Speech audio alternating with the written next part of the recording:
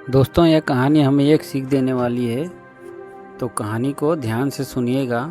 तो कहानी को चले हम स्टार्ट करते हैं। सुमन के साथ ऐसा क्या हुआ जिससे एक बार की बात है, सुमन नाम की एक लड़की अपने पिता के साथ रहती थी। उसकी माँ बचपन में ही गुजर गई थी।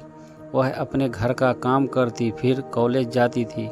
कॉलेज जाते समय वह रोज़ रास्ते में एक जगह पक्षियों को दाना डालती थी।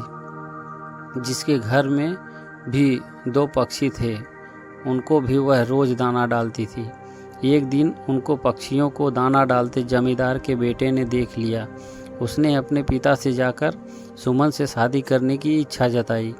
जमींदार ने सुमन के पिता से बात करके अपने बेटे की शादी सुमन से करवा दी।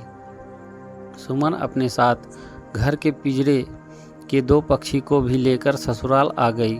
वह उन पक्षियों को रोज़ दाना डालती थी। सुमन की सास को यह बिल्कुल भी पसंद नहीं था। वह उन पक्षियों को परेशान करती थी। वह उनका दाना पानी ज़मीन में फेंक देती थी। एक दिन सुमन की सास ने पक्षियों का पिंजरा ही ज़मीन पर फेंक दिया। उसे यह करते हुए सुमन ने देख लिया। सुमन ने मना किया तो उसकी सास ने सुमन को ही डांट दिया। इन सब बातों से सुमन परेशान रहने लगी। एक दिन सुमन के पति ने परेशानी का कारण पूछा तो उसने सारी बात बता दी। उसके पति ने सुमन को पक्षियों की भलाई के लिए उनको पार्क में छोड़ने की सलाह दी। अपने पति के कहने पर सुमन ने उन दोनों पक्षियों को बाकी के पक्षियों के साथ पार्क में छोड़ दिया। वह उनको कभी कभी दाना देने पार्क में जाती थी। अब सभी पार्क के पक्षी सुमन के अच्छे मित्र बन गए थे। पक्षी और सुमन के घर पर भी आने लगे। सुमन की सास को जब यह पता लगा तो वह बहुत गुस्सा हुई। वह सुमन को उसके मायके छोड़ने के लिए उसको साथ लेकर गई। रास्ते में कुछ चोरों ने सुमन की सास के गहने चुराने की कोशिश की।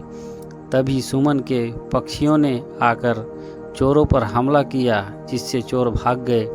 इसके बाद सुमन और उसकी सास घर ही लौट आए। अब सुमन की सास की सोच पक्षियों के प्रति बदल चुकी थी। उसने सुमन से कहा कि अब हम दोनों चिड़ियों को दाना देने चला करेंगे। पहले के 2 पक्षियों को भी घर वापस लेकर आए। यह बात सुनकर सुमन बहुत खुश हुई। दोस्तों, हमें इससे सीख मिलती है कि हमें जानवरों से अच्छा व्यवहार करना चाहिए।